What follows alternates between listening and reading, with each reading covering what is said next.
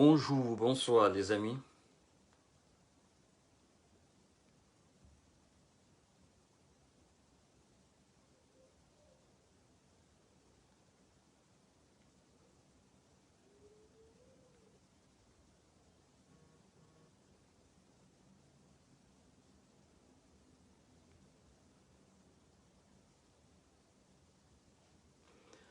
Bonsoir tout le monde, bonsoir, bienvenue.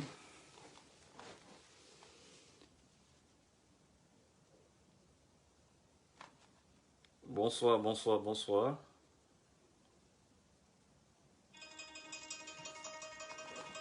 Venez, on n'est pas venu pour durer ici aujourd'hui.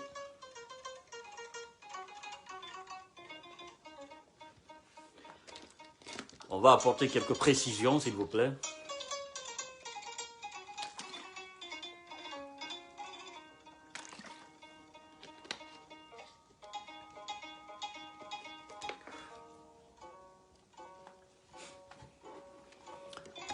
Partagez la vidéo. Alassane Diallo, bonsoir. Aïssatou Diallo. Bonjour Makoto. T'en as là, toi?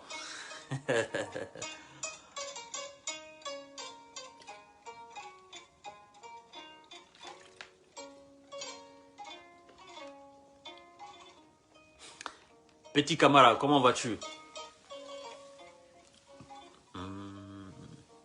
Mamadouba, bonsoir.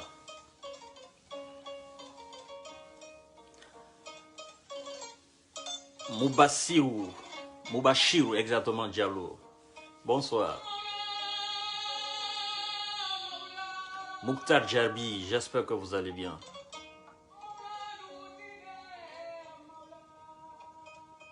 Partagez le live. Bintaba, comment allez-vous, ma belle?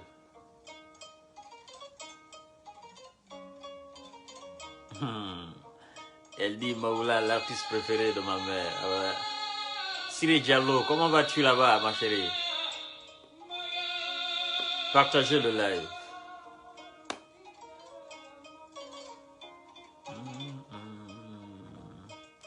IBJ, bonsoir.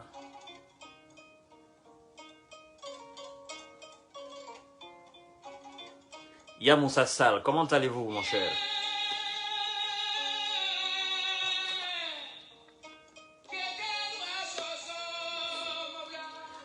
Venez, nous allons souhaiter la bienvenue à notre cher compatriote, le nouveau Premier ministre guinéen, monsieur, son Excellence, monsieur Mohamed Beavogui. Monsieur Mohamed Beavogui. Et le secrétaire général à la présidence, le colonel Amara Kamara. Ce tout jeune colonel de 37 ans, si je ne me trompe pas. Nous allons parler de ces deux. Partagez le live.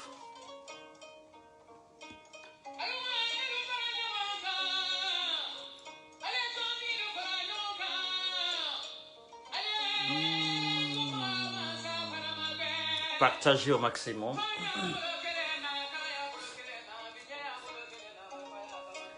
C'est sérieux de parler de ces deux personnes, surtout du nouveau Premier ministre, M. Beavogui.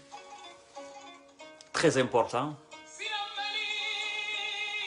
Très, très important.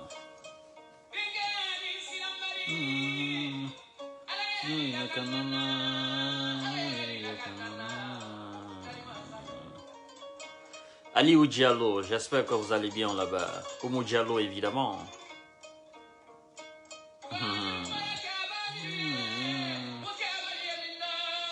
Adja Foulé, comment allez-vous? Oumar Bari. Fatou Dacosta Tunkara.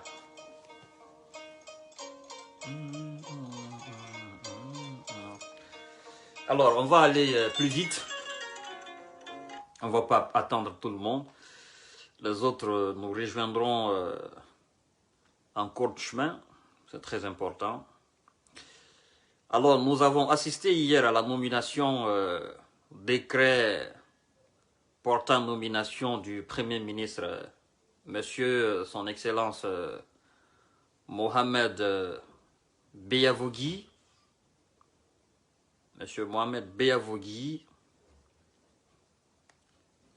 qui est actuellement à la primature. Et nous allons nous intéresser de près à ce monsieur Beyavogui.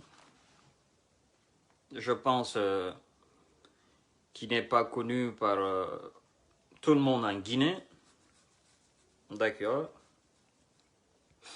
Nous allons entrer dans la biographie de M. Beyavogui et savoir qui il est exactement. Voilà. M. Beyavogui est là. Je pense que vous avez déjà vu sa photo. Je n'ai pas besoin de vous le présenter.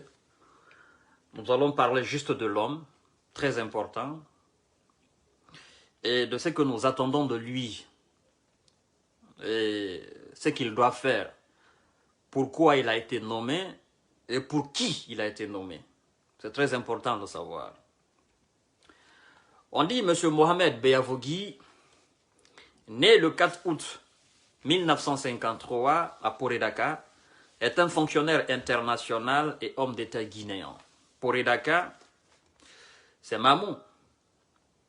Mamou, la ville qui est le cœur de la République du Guinée, la ville Carrefour, l'une des villes les plus cosmopolites de la République du Guinée, c'est-à-dire cosmopolite, où toute la population guinéenne, où la plupart des ethnies se retrouvent là. Ok? Ceux de la forêt, de la Haute-Guinée, de la Moyenne-Guinée, de la Basse-Côte. Mamou est une ville carrefour. Vous savez très bien qu'on ne peut pas aller à l'intérieur à Zérékoré sans passer par Mamou. Aussi, on ne peut pas aller en Haute-Guinée sans passer par Mamou. Et Mamou est dans la Moyenne-Guinée déjà. Venant aussi de la forêt, on ne peut pas aller à Conakry sans passer par Mamou. Venant de la Haute-Guinée, on ne peut pas aller à Conakry sans passer par Mamou. Donc Mamou, c'est le centre de la Guinée en quelque sorte. C'est une ville carrefour, donc, qui regorge aussi la plupart des ethnies de la République de Guinée. C'est pourquoi on dit ville cosmopolite. Donc, ce monsieur est né là pour Dakar. D'accord? Est un fonctionnaire international et homme d'État guinéen. On dit directeur de l'Agence africaine de renforcement des capacités à partir de 2015. Il est nommé Premier ministre de la transition en Guinée le 6 octobre 2021. Alors, on dit situation personnelle. On parle de M. Beyavogui, le nouveau Premier ministre. Origine et formation. Mohamed Beyavogui naît le 15 août 1953. Donc en 1953, en quelque sorte, qui est le jeune frère de Seydou Dalein Diallo, parce que Seydou Dalein Diallo est né en 1952, qui est aussi le jeune frère de M. Lansana Kouyaté, qui est né en 1950. Il y a aussi jeune frère, je pense bien, jeune frère de Sidia Touré qui est né en 1945. Donc, parmi tous les opposants actuellement en Guinée, Sidia Touré est le plus âgé. Ok, on avance. On dit, pour Edeka Mamou, Dokoma Beyavogui, ça c'est son papa, c'est le nom de son papa, Koma Beyavogui. Les Beyavogui, nous savons que, si je ne me trompe pas, ce sont des Thomas, d'accord, des Thomas. Donc, le papa de Mohamed Beyavogui est Thomas, et Mohamed Beyavogui lui-même, il est Thomas. On dit ancien diplomate. Ok, monsieur Thomas Beyavogui est un ancien diplomate, le père de Mohamed Beyavogui. Sa maman s'appelle Hadja Mariama Laila Diallo. Donc, sa maman est Peul, ok. Et j'aurais appris que sa maman est la grande sœur, était la grande sœur, aussi elle vit encore, est la grande sœur de M. Téli Diallo, le premier secrétaire général de l'OUA. Ok, vous connaissez bien, je n'ai pas à vous présenter M. Téli Diallo. On dit qu'il est scolarisé à l'école primaire à Koléa 3, puis au centre d'enseignement révolutionnaire, aujourd'hui lycée Donka.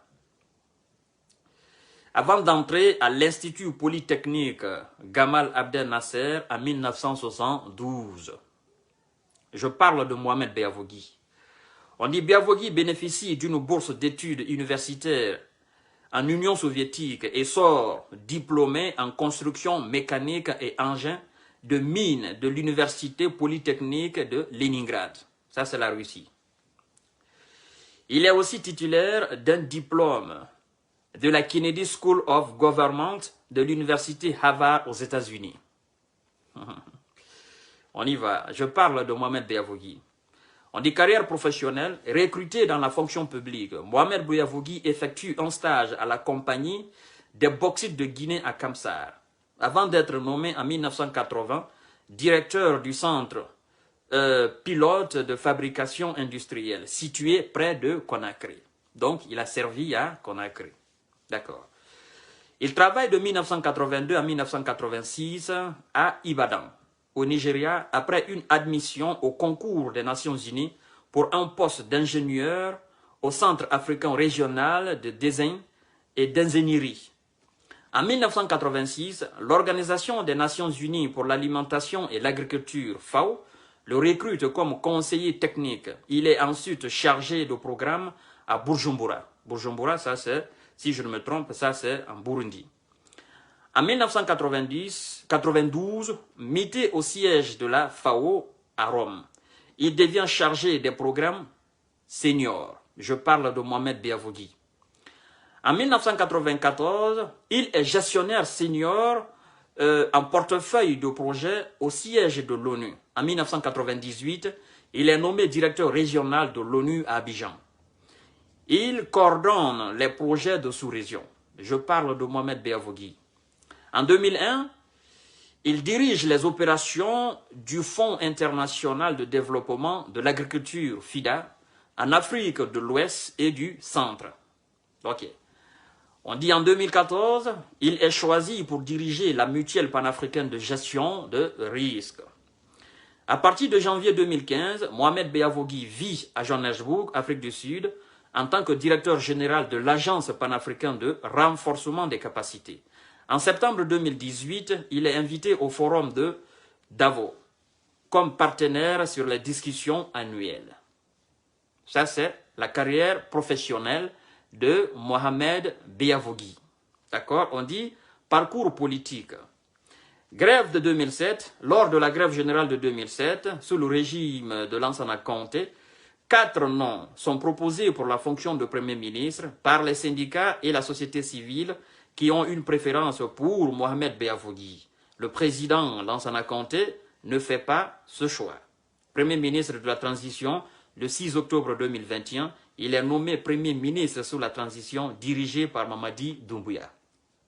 D'accord. La vie privée de Mohamed Doumbouya, évidemment, vous allez la partager avec moi. On dit Mohamed Beavogui, autant pour moi j'ai dit Mohamed Doumbouya, Mohamed Beavogui, sa vie privée. Mohamed Beavogui est marié à Assatou Diallo. Son épouse, c'est une femme peul. Ok? Ils ont 4 enfants. L'aîné, Aïssatou Beavogui, est la première femme directeur général de Guinée Alumina Corporation. La seconde, c'est-à-dire sa seconde fille, Mariama Laila Beavogui, est ingénieure diplômée de l'université de Boston. D'accord? Les 2 garçons, Abdoulaye Beavogui et Tcherno Suleiman Beavogui, sont ingénieurs, ok, en intelligence artificielle et cybersécurité et en finance. Diplômé de l'université d'État de New York à Binghamton, c'est ça. Ou bien c'est Binghamton, c'est quelque chose comme ça. Donc, ça c'est la vie privée de Mohamed Beavogui. Vous avez déjà l'information, toutes les informations concernant le monsieur. D'accord? Alors, Université Gamal Abdel Nasser, Nasser Conakry, Université Polytechnique de Leningrad, Université Harvard, fonctionnaire international.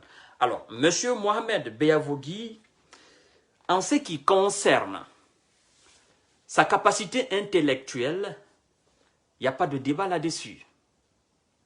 En ce qui concerne son sens d'organisation, il n'y a pas de débat là-dessus. En ce qui concerne son charisme, il n'y a pas de débat là-dessus. En ce qui concerne sa capacité à se projeter dans l'avenir, il n'y a pas de débat là-dessus. Ok? À ce qui concerne son expérience de la gestion de la chose publique ou privée, il n'y a pas de débat là-dessus. Mais, son Excellence, Monsieur Mohamed Beavogui, vous êtes né en Guinée, vous êtes guinéen, il n'y a pas de débat là-dessus. Nous ne parlons pas d'ethnie ici. Vous avez connu la Guinée avant moi et avant la plupart des gens qui sont en train de me regarder là. Nous vous souhaitons bienvenue dans le monde des extraterrestres. La Guinée est un autre monde, vous connaissez très bien. Vous connaissez les problèmes qui gangrènent la société guinéenne. Naturellement, aujourd'hui, il y a une partie de la population qui vous colle déjà l'étiquette d'ethnie. On dit de vous que vous êtes un Peul. Alors que votre nom, Beavogui, n'est qu'une façade. Je ne vais pas donner assez de valeur à ces gens, à ces débiles légers, qui, en ce moment, se permettent encore de ressortir ce clivage ethnique. On ne va pas s'attarder là-dessus. Vous connaissez déjà la situation sociopolitique de la Guinée. Vous êtes conscient de la tâche que vous attend. Nous vous disons bienvenue. Mesdames et messieurs, vous qui me suivez actuellement, chers compatriotes, nous sommes à un moment de la vie guinéenne où nous n'avons pas besoin de savoir qui est Peul, qui est Soussou, qui est Malinké. Nous avons besoin de la compétence. Nous avons besoin du bon Guinéen. Nous avons besoin des patriotes. Nous avons besoin des gens qui sont prêts à nous aider. Nous n'avons pas besoin de division là. Je tiens à vous souligner quelque chose de très important.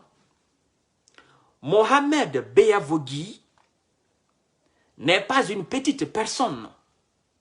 Mohamed Beavogui, je me suis intéressé à sa biographie, j'ai appelé des bonnes personnes. À travers sa généalogie, vous devez comprendre que Mohamed Beavogui ne vient pas d'une famille misérable. Très important à souligner. Mohamed Beavogui n'est pas venu d'une famille pauvre.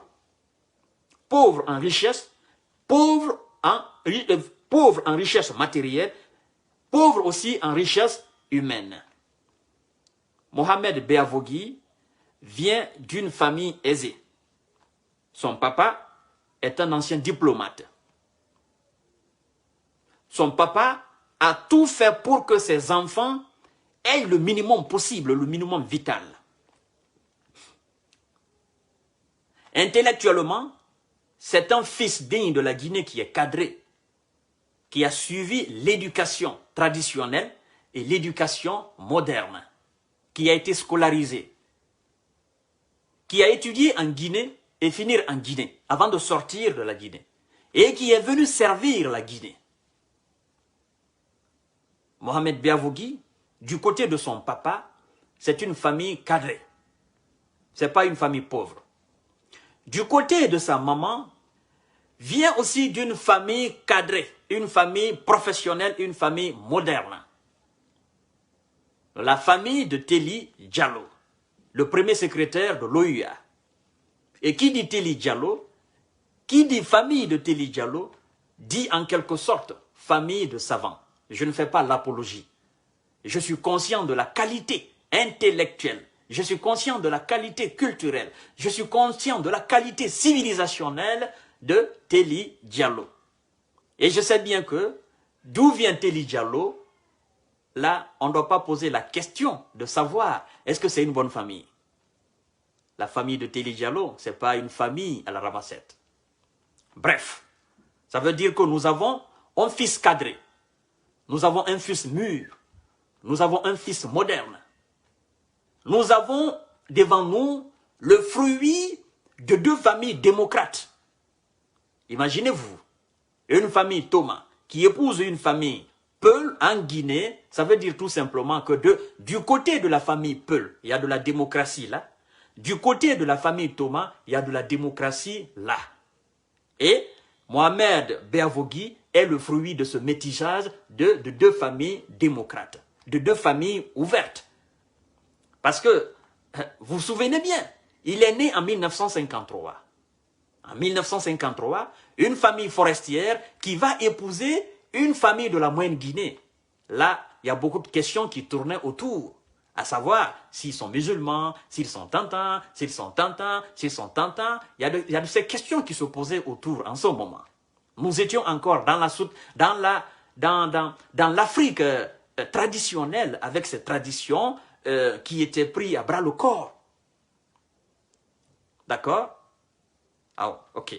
Mesdames et messieurs, je pense que vous me comprenez très bien. Alors, Mohamed Beavogui n'est pas ce monsieur qui considère que telle ethnie a plus de valeur que telle ethnie. Qu'il faut privilégier telle ethnie par rapport à telle ethnie. Non. Mohamed Beavogui est tout simplement un fils digne de la République de Guinée. Mohamed Beavogui est né de deux familles démocrates. Est né dans une ville qu'on appelle ville carrefour de la République de Guinée. Alors Mohamed Beavogui, ni de près ni de loin, je dis bien ni de près ni de loin, ne peut jouer à ce jeu d'ethno. Il faut que vous compreniez, mesdames et messieurs. On me dira, oui, oh non, il a passé son enfance là. Non. Je viens de vous décorter par A plus B. Qui est ce monsieur? Alors, mesdames et messieurs, partagez le live. Alors, un aspect très important, monsieur Beavogui, je sais que vous avez de l'expérience. C'est très important à le souligner. Parce que si vous avez été capable d'assumer des postes de haut niveau à l'international, je crois quelque part que vous avez de la crédibilité. Parce qu'on ne peut pas changer de poste, d'un poste à un autre poste, de haut niveau, sans avoir la confiance de là où nous venons, sans avoir la confiance des responsables du poste antérieur. D'accord? Du poste qu'on a délaissé au profit d'un autre poste. Vous avez été jusqu'au haut niveau. Mais, est-ce que ce haut niveau suffit? Non, vous avez une carrière très riche. D'accord? Quelle est la fonction la plus agréable parmi toutes les fonctions du monde pour un patriote? C'est la fonction qu'on occupe dans son propre pays. C'est l'apport. Hein? C'est l'apport qu'on fait par rapport à son propre pays. Alors, moi, je dis tout simplement que si ces intellectuels, la carrure de Mohamed Beavogui, ont eu la capacité de travailler au sein de ces institutions internationales, au sein de ces agences internationales, et qui ont marqué de leur empreinte ces agences, je pense qu'ils ont toutes les qualités, toutes les capacités, n'est-ce pas, à tirer notre République vers la lumière parfaite. S'ils ont été capables d'aller faire du bon ailleurs, ils sont maintenant chez eux. Qu'est-ce qui peut les empêcher à faire du bien chez nous? C'est nous-mêmes qui pouvons les empêcher. Mais si nous nous mettons dans la peau de ces gens où ils ont été travailler, ça veut dire tout simplement qu'on peut faire du bien chez nous. Parce qu'ils ont été à l'étranger, on les a acceptés. Ils ont travaillé là, ils ont passé des années là. On les a acceptés. Nous, chez nous, ce monsieur, il est aujourd'hui chez lui en République de Guinée. Nous devons également faire la même chose. Nous devons l'accepter. Nous devons être malléables. Nous ne devons pas jouer la carte de l'ethno et ni encore moins la carte du régionalisme ou du tribalisme. Nous devons jouer la carte du nationalisme, du patriotisme, la carte tout simplement du Guinéen. C'est ce qui peut nous pousser, c'est ce qui peut nous propulser vers le haut. C'est très important à le souligner. Que ce soit nos frères, nos compatriotes du RPG Arc-en-Ciel, ou encore moins de nos compatriotes de l'UFDG, de tous les partis politiques d'ailleurs, nous devons comprendre que l'heure est au rassemblement et non à la division. La division, on l'a fait à un moment donné, ça n'a pas marché. D'accord? Nous devons nous rassembler autour des valeurs qui nous sont chères. Nous devons nous rassembler autour de ces nouvelles personnes capables de nous tenir, de nous tirer vers le haut. C'est très important. Monsieur Mohamed Beavogui, je vous ai écouté. Vous savez, vous n'êtes pas venu pour donner de l'électricité à la République de Guinée. Vous n'êtes pas venu pour donner de l'eau à la République de Guinée. Vous n'êtes pas venu pour donner des routes de qualité à la République de Guinée. Vous n'êtes pas venu pour rehausser le niveau de l'économie guinéenne. Vous n'êtes pas venu pour vous faire plaire. Vous n'êtes pas venu pour accomplir un miracle dans le processus de développement de la République de Guinée. Vous êtes venu tout simplement dans un cadre très bien précis, le cadre de la transition. Et quelles sont les prérogatives de la transition? Quelles sont les choses que la transition doit accomplir? Alors, c'est ce travail qui vous attend. Au peuple de Guinée, je vous dis que Mohamed Beavogui n'est pas venu pour développer la Guinée. Il n'est pas venu pour donner de l'électricité, encore moins de l'eau, ou bitumer les routes. Il est venu pour assumer ce gouvernement de transition et faire ce que le CNRD demande. Tout simplement, organiser les élections et donner les résultats, quitter là-bas. D'accord?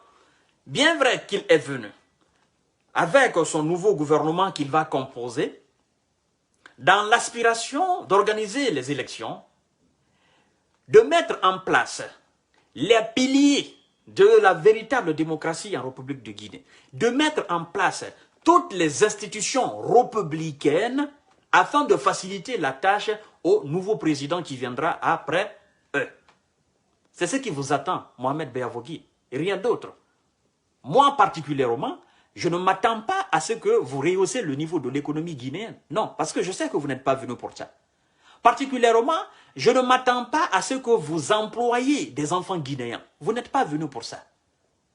Je ne m'attends pas à ce que vous bitumez les routes guinéennes, à ce que vous construisez des universités et des hôpitaux. Non, vous n'êtes pas venu pour ça. Je ne m'attends pas de cela, de votre part. Tout ce que j'attends de vous, c'est mettre les institutions en place. C'est ce que vous devez faire. C'est contribuer à la mise en place de ces institutions. C'est d'organiser les élections. C'est de respecter le calendrier naturellement du CNRD, ce qui va donner peut-être, parce que jusqu'à présent, on n'a pas encore fixé la durée de la transition. D'accord? Que ce soit 2 ans ou 3 ans ou 4 ans, on ne sait pas encore. Ou 6 mois ou 18 mois, on ne sait pas encore. Mais c'est ce que vous devez faire, c'est ce qui vous attend, Mohamed Beavogui.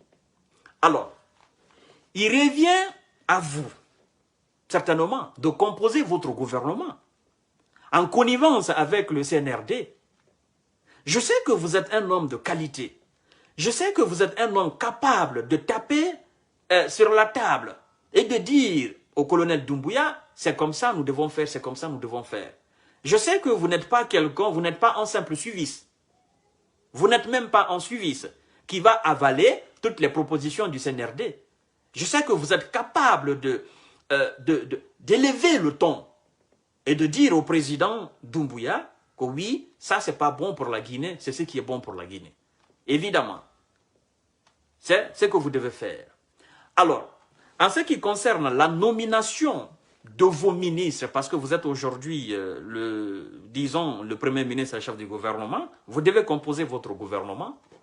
Si moi j'ai une proposition à vous faire, c'est tout simplement de réduire le nombre de ministres qui composeront votre gouvernement. On n'a pas besoin d'assez de ministres. La Guinée n'a pas d'argent. Alpha Condé et son gouvernement ont dilapidé les deniers publics. Parce que qui dit assez de ministres, dit simplement salaire de ces ministres. Or, nous n'avons pas les moyens actuellement. Vous-même, vous êtes conscient de cela.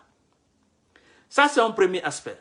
Un deuxième aspect, il faudrait que vous nommiez les ministres non seulement à cause de leur expérience de la chose publique, mais aussi sur des bases d'équité et de probité morale, du patriotisme. Des gens qui sont prêts à se sacrifier pour vous accompagner dans votre gouvernance.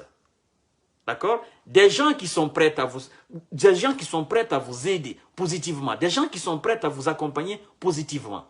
Et non des gens qui seront là pour jouer à l'hypocrisie. Quand ils sont avec vous, ben, ils font semblant d'être avec vous. Mais à partir du moment où vous faites dos, ils disent autre chose. Avec ces gens pareils, vous aurez toutes les difficultés du monde. Et la plupart des Guinéens sont comme ça. Donc, jouez à la rigueur, respectez les principes, respectez les lois et être un homme de droit, un homme direct. Ne jouez pas à la démagogie, monsieur Mohamed Beavogui. Troisièmement, je souhaiterais, monsieur Mohamed Beavogui, je sais que vous avez occupé des postes très importants à l'international. Je sais que, spécialement, vous avez votre économie à vous, parce que le Guinéen est capable de tout dire. Je ne pense pas que c'est nécessaire, d'une certaine manière, mais d'une autre manière, c'est nécessaire. Je souhaiterais que, si vous avez des biens en Guinée, c'est le bon moment de montrer aux Guinéens vos biens. Parce qu'il ne faudrait pas que le Guinéen vous accuse demain pour dire tel étage là-bas, tel building là-bas, telle université là-bas, tel compte là-bas, c'est Mohamed Beavogui, il a volé pendant la période transitoire. Donc, ça c'est un conseil que je vous donne, mais je ne pense pas que c'est nécessaire. Pour vous, ben, vous êtes un homme d'État, vous êtes un homme expérimenté, mais c'est quelque chose de très important. Parce qu'aujourd'hui, ben, nous voyons des jeunes qui sont en train de démanteler tout ce que les ministres d'Alpha Condé ont fait dans les quartiers, le vol qu'ils ont effectué, les maisons qu'ils ont construites. Mais vous êtes un nouveau homme. Un nouveau homme dans la gestion de la chose publique en Guinée.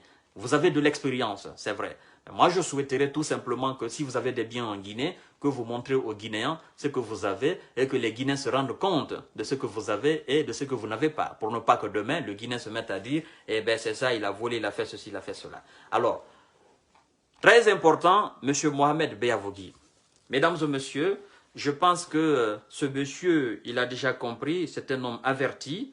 Et s'il a été nommé, ce n'est pas parce que c'est le plus intelligent des Guinéens. Ce n'est pas parce que c'est le plus beau des Guinéens. Ce n'est pas parce que c'est le plus visionnaire des Guinéens. Certainement, les membres du CNRD se sont basés sur des critères pour la nomination de ce monsieur. Et je pense qu'autour de M. Doumbouya, c'est des hommes réfléchis, c'est des hommes intègres, c'est des hommes visionnaires, c'est des patriotes, n'est-ce pas, qui l'entourent et qui le conseillent. D'accord, on avance, on laisse les ethnos. Alors, mesdames et messieurs, vous voyez ce jeune homme de 37 ans, si je ne m'abuse, si je ne me trompe de son âge, ce jeune homme, le colonel Amara Kamara, secrétaire général à la présidence, à 37 ans. Qui est M. Amara Kamara, le colonel Amara Kamara? Qui est-il? Alors, on dit, M. Amara Kamara, jeune homme de 37 ans, on dit est un officier supérieur des forces armées guinéennes, brevet de l'école de guerre de Paris. Il est marié et père de 4 enfants. Amara Kamara, ok? Né le 22 novembre 1984 à Banankoro, Kerouane. D'accord? Amara Kamara est un ancien chercheur à l'école pratique des hautes études, Sorbonne. Il est titulaire d'un master 2 en sciences humaines et sociales spécialité européenne moderne et contemporaine. Et religion, culture et politique. Amara Kamara, d'accord, le colonel. On dit breveté de l'école de guerre de Paris, bien évidemment, breveté de l'école de guerre de Paris, le colonel Amara Kamara a achevé son cursus de formation militaire depuis juin 2016. Il est certifié expert de la défense en management, commandement et stratégie. Le jeune colonel justifie plus de 15 ans d'expérience militaire dans les domaines de la formation, de l'entraînement et le commandement des opérations. Ça, c'est le secrétaire chargé, d'accord, le secrétaire général à la présidence, monsieur le colonel Amara Kamara. On dit, pendant les 13 mois, il a commandé l'ensemble des activités opérationnelles du bataillon guinéen à Kidal, en sa qualité de commandant adjoint du bataillon, et est parvenu au bilan de 0 mort au combat. À la faveur d'opérations bien réussies à Kidal, le colonel Amara Kamara a fait l'objet d'une lettre de félicitations du commandement du secteur Nord pour la bonne coordination de l'attaque complexe du 20 septembre 2017 et une autre lettre de félicitations du commandement de la force de MINUSMA pour l'ensemble de ses actions pendant la mission du GIPAT 3. Ça, c'est le colonel